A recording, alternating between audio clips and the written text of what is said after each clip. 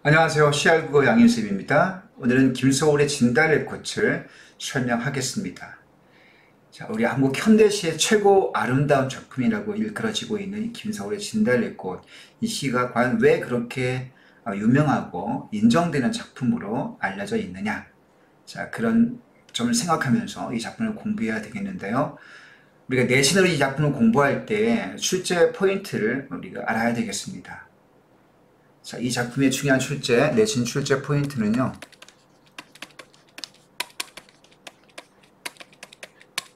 첫 번째 주제 측면에서 이별의 정한이라는 한국 시가의 전통을 잇고 있다는 점.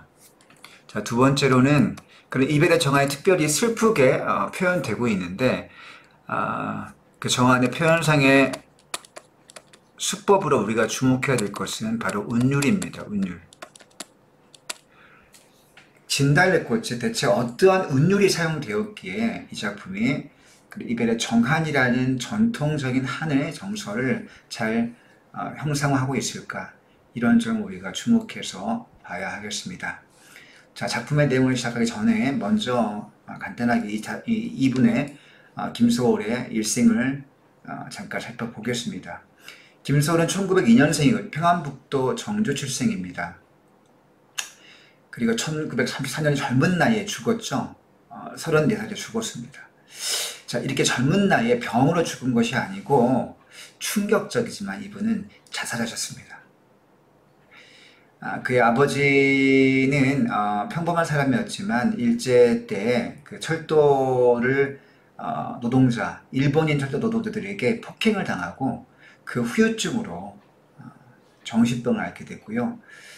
따라서 김소월은 어릴 적부터 할아버지의 손에 이끌려서 성장을 했고, 할아버지가 광산업을 하시면서 집안이 괜찮은 편이었는데, 그래서 좋은 학교를 진학을 해서 나중에 지금의 일본의 동경대 상과대학 경영학과에 진학을 하게 됐죠.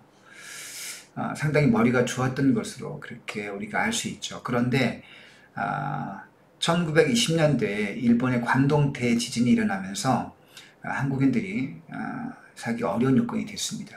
그래서 학교를 중퇴하고 고국에 돌아와서 신문사 취직도 하고 여러모로 결혼도 하면서 생계를 이어가려고 했지만 여의치 않고 신문사 취직도 결국 망하게 되고 경제 형편이 어려워서 고생을 하게 됩니다.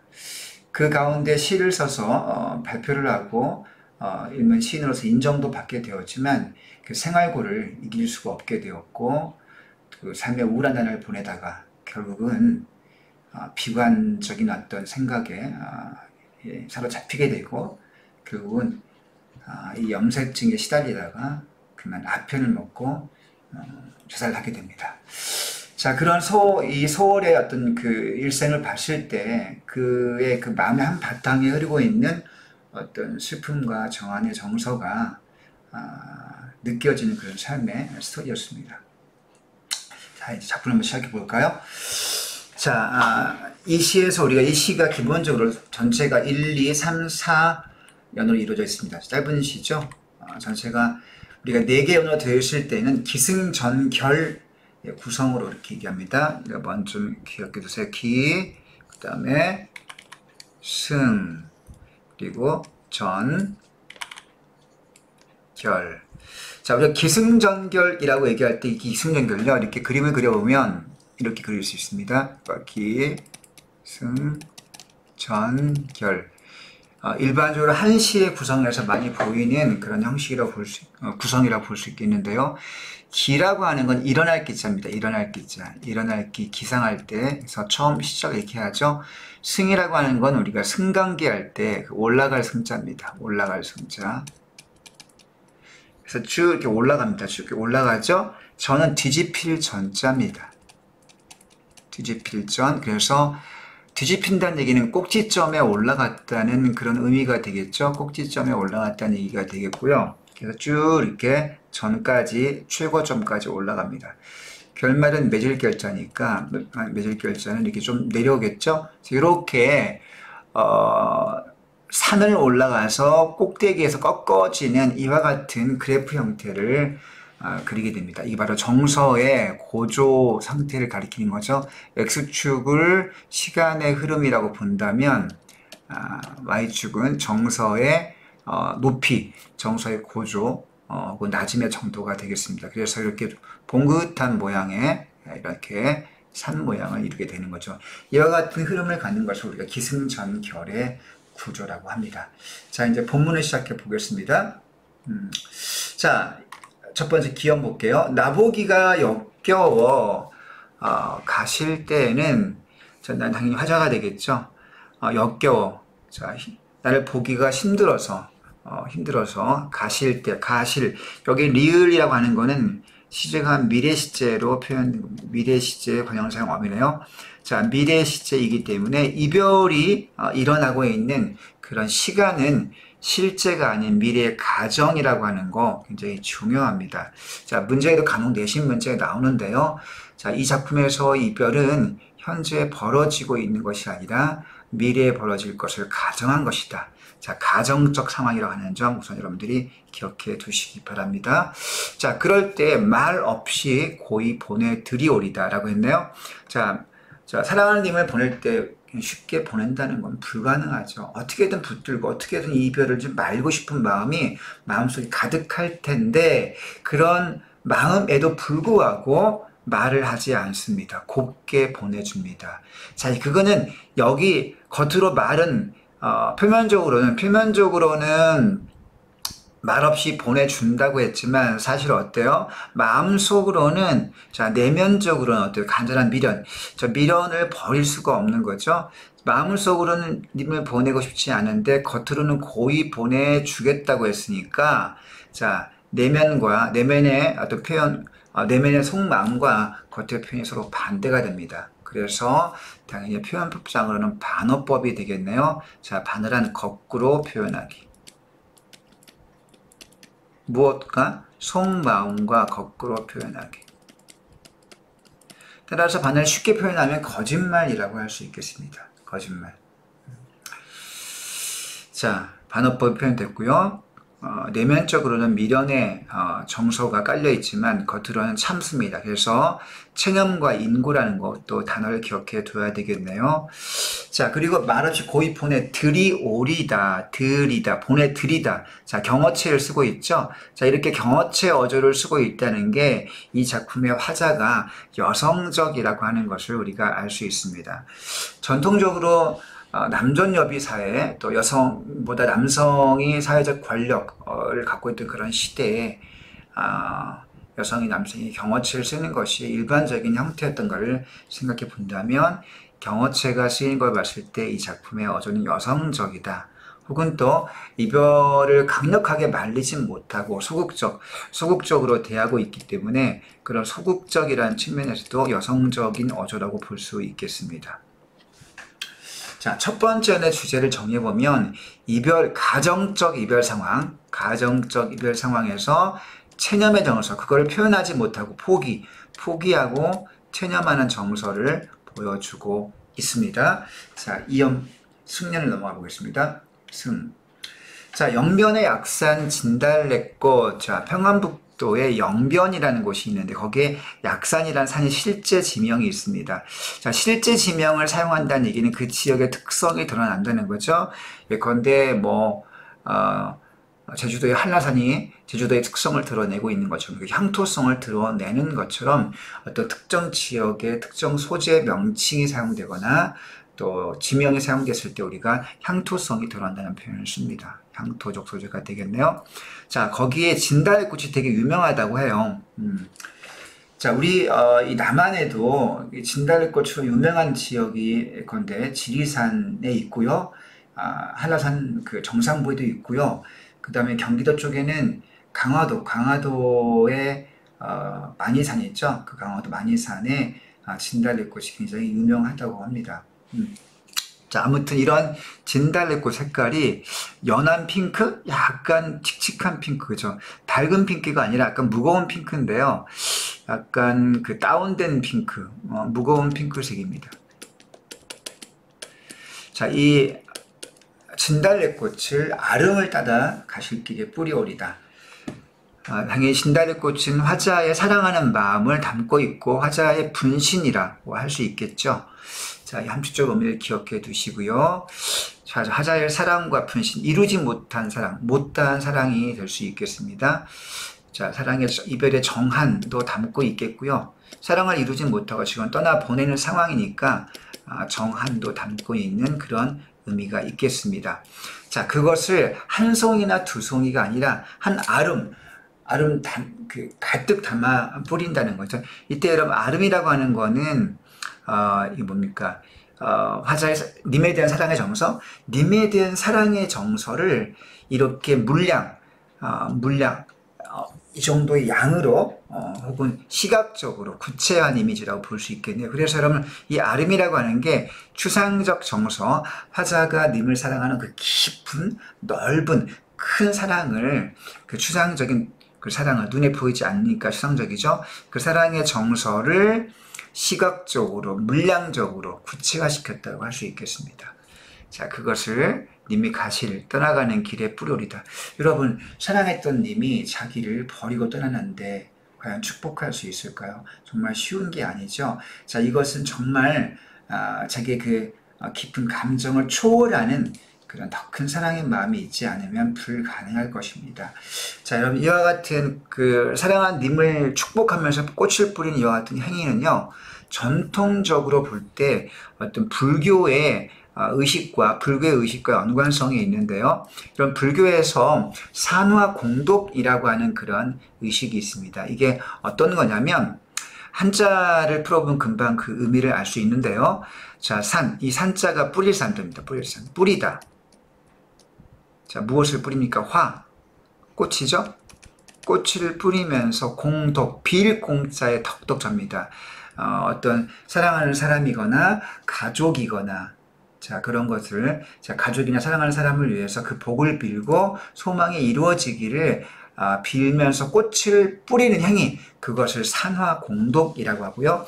자, 이 꽃을 뿌리는 행위는 이 시에서 불교의 산화공독이라는 그런 의식행위를 모티프로 가져온 거죠. 모티프 그냥 소재 정도의 의미로 생각해 두면 되겠습니다.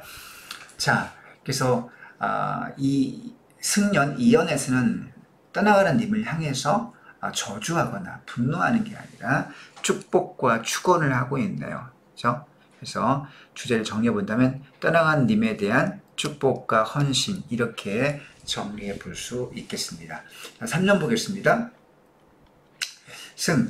자, 전을 넘어왔습니다. 이제 점차 화자의 정서가 고조가 되고 있네요. 자, 떠나간 님을 향해서 말없이 보내주는데 꽃까지 뿌린다. 자, 그 다음 보겠습니다. 가시는 걸음걸음. 자, 가시는 당연히 주체가 님이 되겠죠.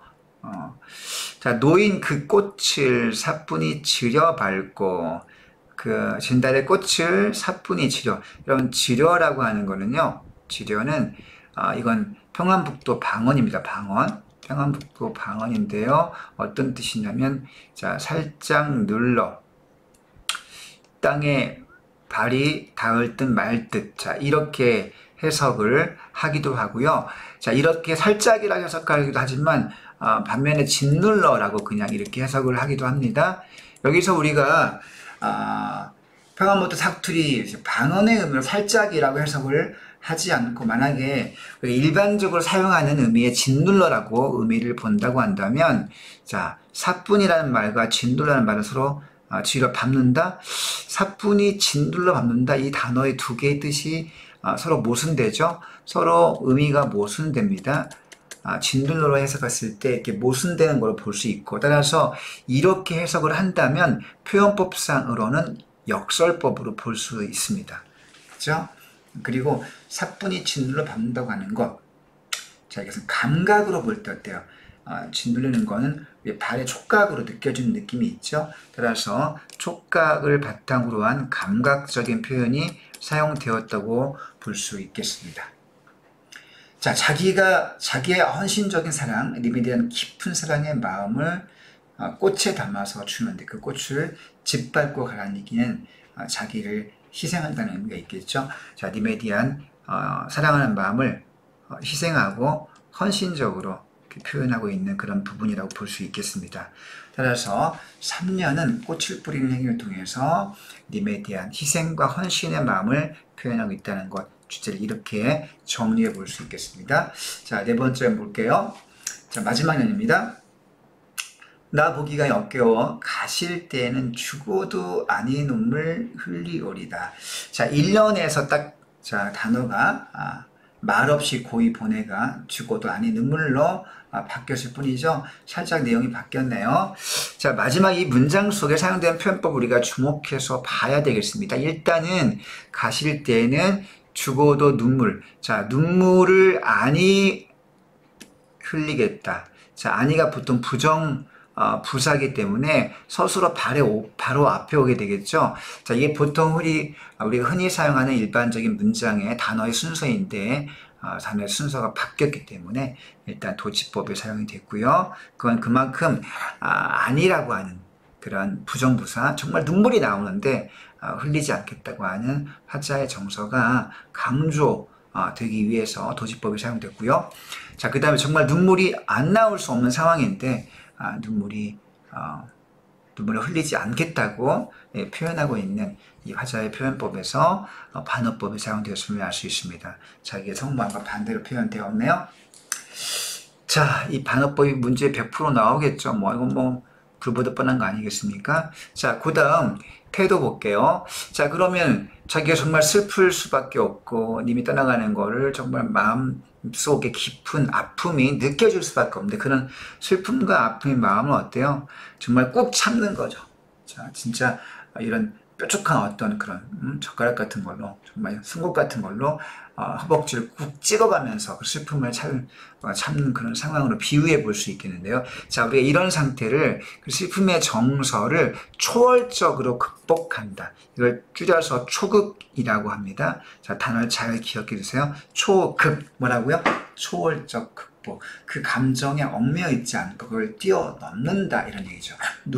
울음이 나오는데 눈물을 흘리지 않고 통곡하지 않고 그걸 참으면서 님을 축복하고 있기 때문에 초월적 극복이라고 볼 수 있죠. 그리고 그것은 고통을 참는 겁니다. 그래서 인고, 참을 인자에 고통할 고자에서 고통을 참는, 자, 정한 그 한의 정서를 극복하려는 의지가 있다. 극복 의지가 있다는 걸 주의합시다. 극복 의지가 있다.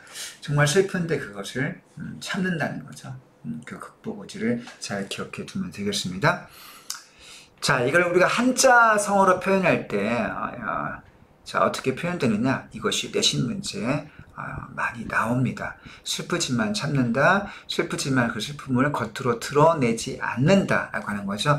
이거를 애이불비, 애이불상이라고 합니다. 애는, 자, 이게 애가요, 슬플 애자입니다.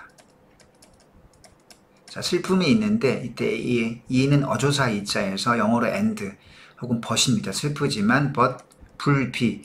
이 비자 역시 슬플 비자인데 여러분, 슬플 애자와 슬플 비의 차이는 뭐냐? 슬플 애자는 마음으로 느끼는 거고요. 슬플 비자는 그 슬픔을 겉으로 표현하는 겁니다. 그러니까 슬프지만 그 슬픈 속마음을 겉으로 드러내지 않고 참을 때 애이불비라고 하는 거죠. 자, 비슷한 한자 성어로 애이불상이 있습니다. 슬프지만 불상, 이 상자 역시, 자, 슬플 상자입니다. 슬플 상자 혹은 슬퍼할 상자인데요. 똑같습니다. 속마음이 슬프지만 겉으로 그 슬픔과 상처를 드러내지 않는다라고 할 수 있겠습니다. 자, 우리가 이런 슬프지만 참는 것을 우리가 전통적인 여인의 정서라고 볼 수 있습니다.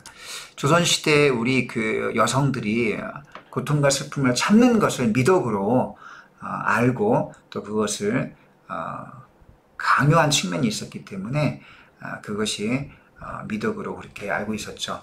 자, 전통적 여인의 정서라고 볼 수 있겠습니다. 슬프지만 겉으로 드러내지 않는 거.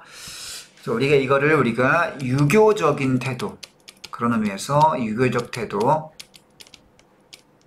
혹은 유교적 인간주의, 유교적 인간론, 유교적 휴머니즘이라고 볼 수 있습니다. 이런 표현을 쓸 수도 있긴. 아무튼 전통적 여인의 태도, 유교의 태도 혹은 유교적 휴머니즘, 이런 식으로 연결시켜서 마지막 연의 태도를 기억해 두는 것이 필요하고 있고요. 자, 자, 여기 표현상의 특징을 볼 때 마지막 년이 1년과 비슷하게 반복되는 거 아니에요. 1년과 똑같은 반복은 아니고요. 약간의 변형되어서 반복되고 있습니다. 변형 반복. 이걸 변조라고 말하기도 합니다. 변조. 자, 1년과 마지막 년의 형태가 유사하게 반복될 때 우리가 이걸 수미상관이라고 하죠. 혹은 수미쌍관이라고. 수미상관. 자, 이때 숫자는 머리 숫자가 되겠고요. 그 다음에 미는 꼬리 미자가 되는 거 다 알고 있죠. 그래서 머리 1년과 꼬리 마지막 년이 서로 연관되어 있다라는 겁니다. 이것은 전체 흐름에서 처음과 끝의 통일성을 좀 높이고요. 당연히 안정감을 높이게 되겠죠. 그리고 주제를 강조하는 효과도 있고요. 그리고 운율상의 특징도 있습니다. 운율. 반복되니까 운율이 있죠. 자, 통일성을 높인다, 안정감을 준다, 주제를 강조한다, 자, 운율을 만든다, 리듬감을 형성한다. 자, 이런 식의 효과에 대해서 또 정리해 둬야 되겠습니다. 자, 그리고 마지막 결론은 이별의 한을 추구한다. 뭐 당연히 이런 주제가 나올 수가 있겠네요. 자, 이제 여러분들, 자, 전체 내용 정리는 끝났습니다. 자, 본문 해석은 끝났기 때문에 핵심 정리 한 번 더 확인해 보겠습니다. 자, 오른쪽에 올라가서 자, 이 작품은 고려 가요와 즉 가시리와 정맥되어 있다. 진달꽃이 내신 교과서에 실릴 때 본문에 가시리와 같이 실리거나 아니면 학습활동에 가시리가 같이 실려는 경우가 거의 대부분입니다. 그래서 가시리도 역시 이별의 정한을 다루고 있기 때문에 그 이별의 정한이라는 주제 측면에서 전통적인 정서의 축에 놓여져 있다. 이런 거죠. 자, 이게 휴머니즘 아까 선생님께 설명했습니다. 자, 이별의 정한을 초극해서 승화시킨 그런 시다라는 거 넘어갈게요. 자, 성격 토속적이다. 왜냐하면 향토적이다. 진달래꽃이 평안북도 영변에 있는 약산의 유명한 꽃이라고 그랬죠. 향토적 소재가 사용되고 있다. 자, 또 미녀적이다. 어떤 측면에서 자, 이 작품의 이제 여러분들 이제 운율이 굉장히 중요한데요. 자, 이 작품의 운율은 삼음보. 글자 수는 7, 5조로 이루어져 있는데요. 이따가 한 번 더 설명하겠습니다. 3음보, 7호조, 7호조 3음보의 운율을 지니고 있는데 이게 민요에서 많이 사용하는 일반적인 운율입니다. 그 민요의 운율을 김소월이 갖고 와서 이 시를 쓸 때 글자 수를 맞추었다는 거죠. 그래서 7호조 3음보의 운율, 민요주의 운율을 기본적인 바탕으로 기억해 둬야 하겠습니다. 자, 그 다음에 여성적으로 아까 얘기했죠? 넘어갑니다. 애상, 슬픔의 말. 자, 반복적인 리듬과 음악성이 돋보인다. 아까 수미상관도 반복이라고 그랬죠. 그 다음에 음악성은 아까 7호조 3음보가 민요의 운율을 갖고 있는 이것도 음악성을 이루는 대목입니다. 자, 또 주의할 점 아까 선생님 설명 안 했는데 각 연을 볼 때 1년부터 각 연마다 1행부터 3행까지가 규칙적인 배열이 되어 있습니다. 이게 무슨 말이냐? 여러분들 여기 잠깐 보세요. 여기 보시면요. 나보기가 역겨워 가실 때는 자, 1년에 각 1년의 첫 번째 길이가 이렇게 중간 길이고요. 그 다음에 가실 때에는 자, 1년에 1행, 그 다음에 2행, 그 다음에 3행입니다. 3행은 좀 당연히 길고, 3행이 제일 길고, 1년과 2행은 짧은 형태로 되어 있습니다. 자, 1년, 자, 그 길이 볼 때, 마지막 3행이 가장 길고요. 이렇게 볼게요. 그 다음에, 1행이 중간 길이고요. 그 다음에 두 번째 2행이 가장 짧습니다. 그러니까 길이 보면 자 1행은 요만한 길이, 2행은 요만한 길이, 3행은 요만한 길이 이런 식의 길이 순서로 되어 있다는 거죠. 그래서 다시 한번 색깔 표현해 볼게요. 자 1행이 중간 길이, 자 2행은 가장 짧은 길이, 3행이 가장 긴 길이. 자 이와 같은 패턴을 볼 수 있는데 이게요. 역시 똑같이 이연 보세요. 중간 길이, 그 다음에 짧은 길이, 그 다음에 가장 긴 길이. 자, 3년도 볼까요? 중간 길이, 짧은 길이, 가장 긴 길이. 자, 사연의 중간 길이, 짧은 길이, 가장 긴 길이. 자, 이와 같은 패턴을 보이고 있습니다. 따라서 일행삼이 규칙적인 배열에 되어 있다는 것도 우리가 기억해 둬야 되겠고요. 자, 그 다음 거 넘어가겠습니다. 자, 수미상관과 기승전결, 뭐 굳이 설명할 필요가 없겠습니다. 자, 특징, 사투리가 사용됐고, 그 다음에 서정시다, 뭐, 그 다음에 표면적으로는 순종과 전염이지만 내면으로는 강한 만류가 담겨 있다. 자, 주제는 굳이 말할 필요가 없겠습니다. 자, 그 다음 빈출형, 많이 나오는 문제형이 어디에 뭐가 있는지 보겠습니다. 자, 일단 진달래꽃의 상징적 의미는요. 자, 일단 화자의 분신이 되겠죠. 그 다음 헌신적 사랑을 담고 있다. 또 애절한 마음을 형상화했다. 뭐 당연히 맞겠습니다. 자, 세 가지 의미가 담겨 있네요. 분신이다, 헌신이다, 애절하다, 자, 순종을 담고 있다. 자, 그런 것들을 기억해 두시기 바랍니다. 자, 진달래꽃의 음악성, 7호조의 음수율과 3문보의 민요율격이다. 여러분 확인해 볼게요. 7호조 음수의 개념은 뭐냐? 자, 음수율이라고 하는 거는 특정한 글자수의 반복을 가리키는 개념인데요. 제시문 가서 자, 글자수가 어떻게 7호조로 끊기는지를 확인해 봐야 되겠고, 음보라고 하는 건 끊어읽기의 단위인데요. 한 문장, 한 호흡에 끊어읽을 수 있는 끊어읽기의 단위가 대체 몇 개씩 끊기는지를 확인해 봐야 되겠습니다. 자, 한번 여기 밑에 왼쪽에 사연 가지고 볼까요? 자, 보겠습니다. 이렇게 와서 볼게요. 사연에 나보기가 역겨워 가실 때, 나보기가 살짝 끊기고, 역겨워 살짝 끊기고, 가실 때는 확 끊깁니다. 자, 여기까지가 한 호흡이죠? 자, 그러면 나보기는 글자 수가 4글자, 역겨우는 3글자, 가실 때에는 5글자로 끊기지 않습니까?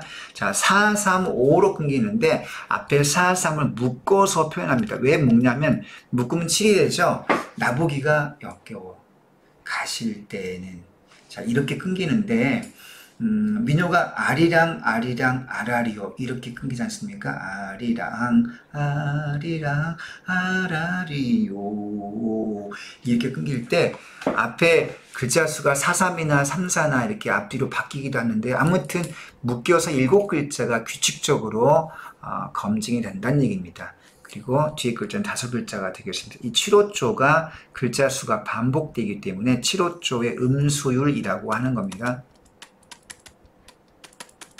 자, 이 7호조. 그 다음에 음보라고 하는 끊어읽기 단위인데, 나보기가 한 덩어리, 역겨워 2덩어리, 가실 때는 3덩어리 이렇게 끊기지 않습니까? 그래서 한 호흡 덩어리, 한 호흡 안에 작은 끊어읽기 단위가 3덩어리가 끊긴다는 점에서 3음보라고 합니다.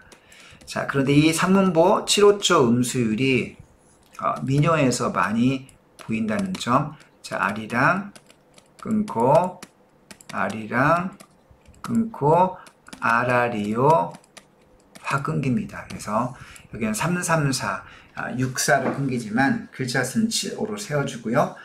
3음보로 되어 있다는 거 우리가 확인해 볼 수 있겠습니다.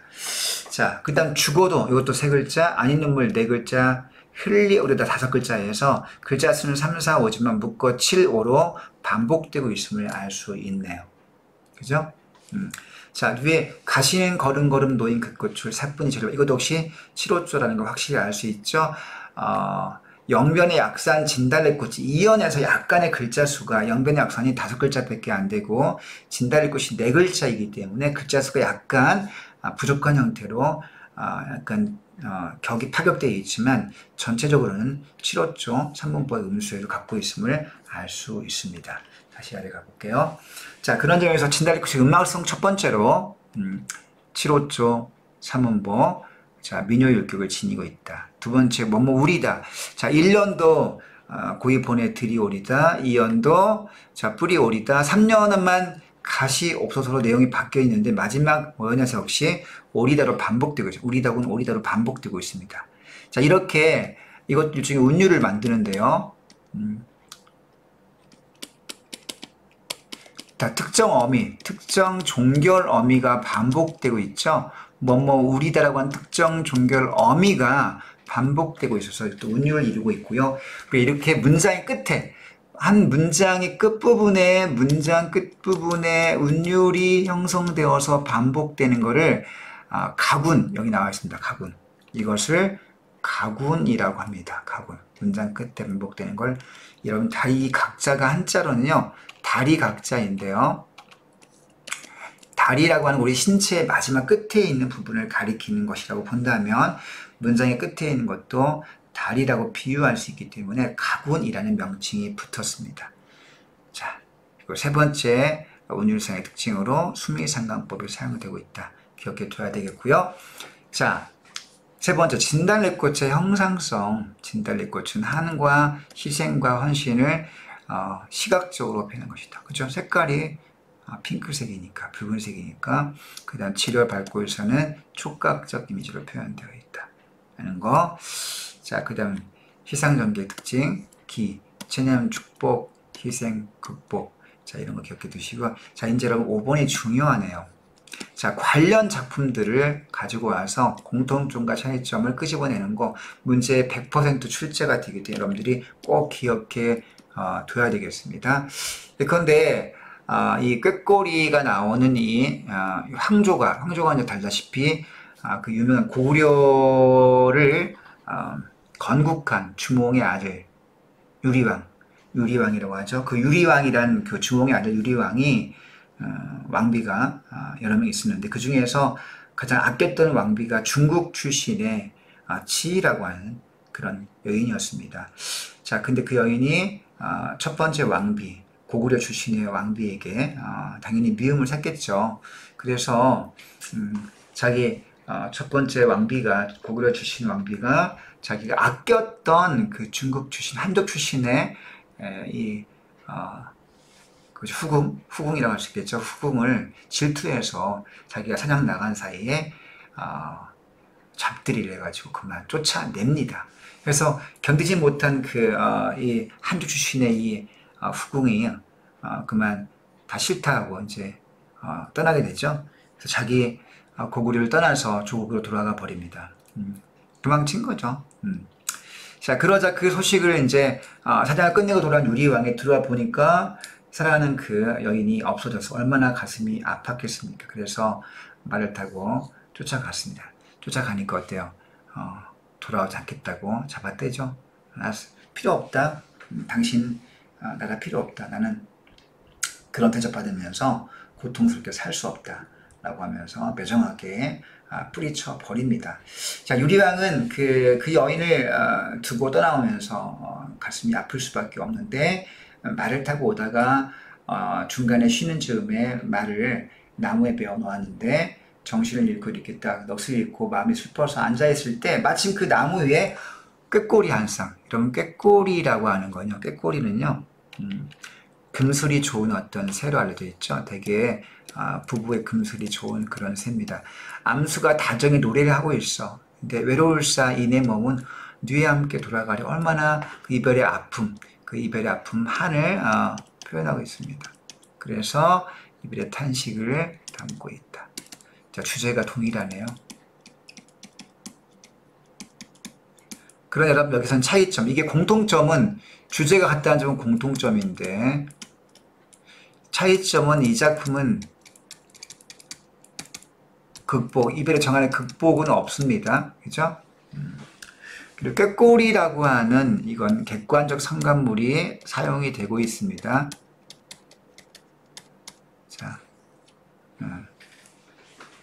자, 넘어갈게요. 다음 작품 넘어가 보겠습니다. 자, 두 번째 작품은 그 유명한 가시리가 되겠네요. 가시리. 대부분 교과서에 실려서 분석을 했을 때 선생님이 자세한 설명은 하지 않겠습니다. 자, 임과의 이별이라는 상황은 똑같습니다. 탄식도 똑같고요. 그래서 이별의 정한이라는 점에서 주제가 똑같습니다. 이별의 정한 주제에서 공통점이 되겠고요. 자, 차이점. 을 찾아보기 위해서 한번, 자, 태도상의 차이점이 조금 있습니다. 정한을 표현하고 있지만 어떤 차이점이 있는지 확인해 보는 게 필요하겠는데요.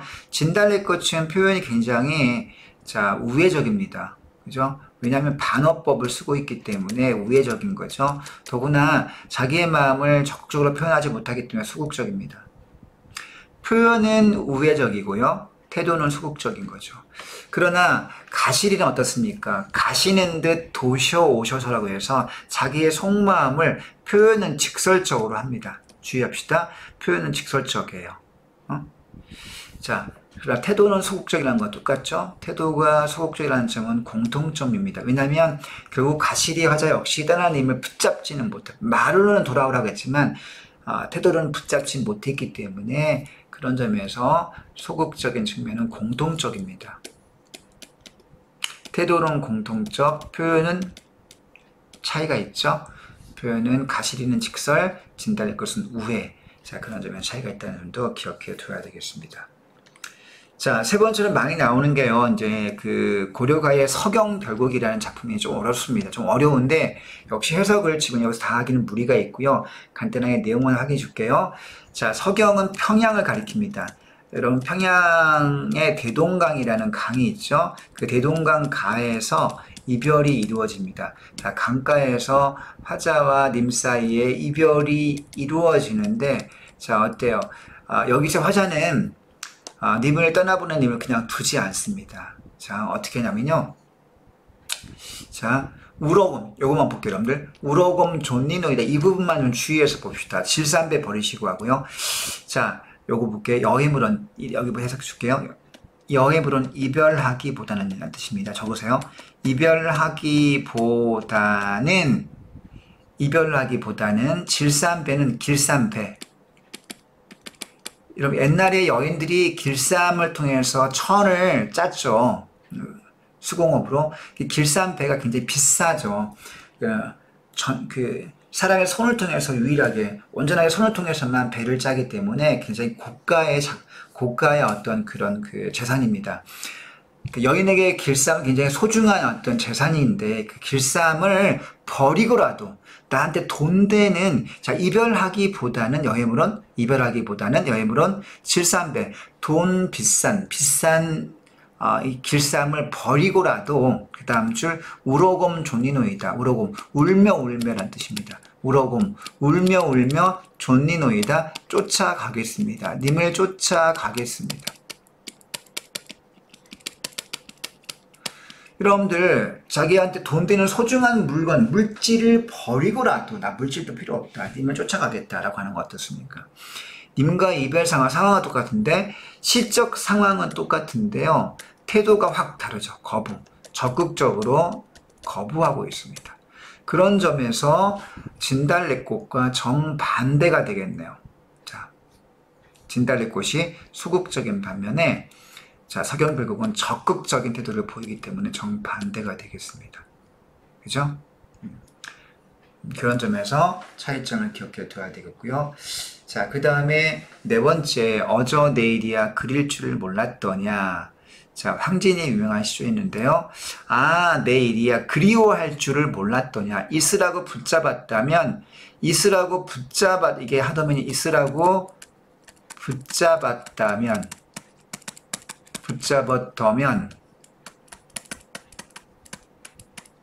가기야 했겠냐마는, 자, 제가 일부러 보내놓고, 화자가 님을 보냈습니다. 붙잡지 못하고 보낸 거죠. 그리고 나서 그리워합니다. 여기도 역시 이별의 탄식, 한을 기본적으로 담고 있네요.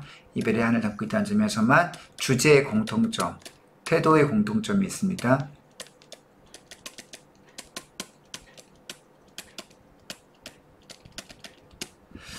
자, 이런 점에서 관련 작품들 좀 살펴봤습니다. 그런 점에서 이별의 정한의 계보에 잡은 작품들, 아까 황조가 살펴봤고요. 가시리 봤고, 서경별곡 봤고, 항진의 시조 봤고, 자, 봤죠?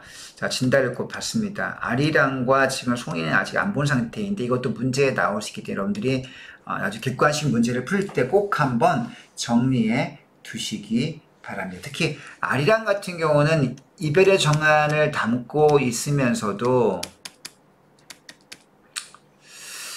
자, 화자의 운율상의 특징이 어떤지를 운율을 비교하는 것이 문제 출제가 많이 나옵니다.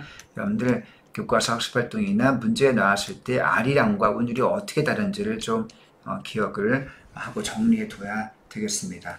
그럼 그때 가서 다시 하시고요. 일단 여기서 마셔야 되겠습니다. 자, 여러분들 정리 잘 하시고 자, 진달래꽃 이 관련된 시험을 잘 보시기를 응원하겠습니다. 여러분 수고하셨습니다.